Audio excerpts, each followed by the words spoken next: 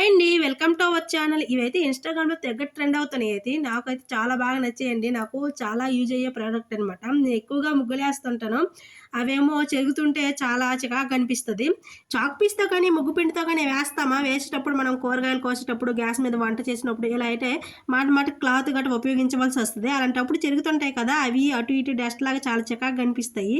ఇవైతే జస్ట్ ఇలా యేసుకొని ఒక 2 సెకండ్స్ ఆగితే చాలు బాగా ఆరిపోతున్నాయనమాట.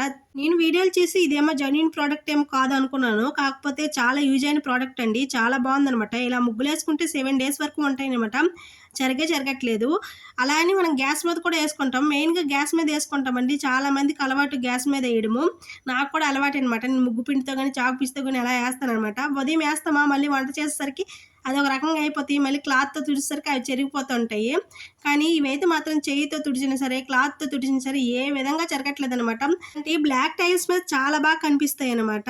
చాలా యూజ్ అయిన ప్రొడక్టు. ఎవరికైనా కావాలంటే లింక్ అని కామెంట్ చేయండి. నేనైతే డీఎంలో సెండ్ చేస్తాను. ఓకే ఫ్రెండ్స్, నచ్చితే లైక్ చేసి, షేర్ చేసి, సబ్స్క్రైబ్ చేయండి. చాలా తక్కువ ప్రైస్‌లోనే దొరుకుతాయండి. నాకైతే ఇవి 104కే దొరికాయనమాట. చాలా బావున్నాయి. చాలా యూజ్ అయిన ప్రొడక్ట్ అనమాట. Okay friends, bye bye. Thank you for watching. Like, share, subscribe, comment బాక్స్‌లో కామెంట్ చేయండి తప్పనిసరిగా.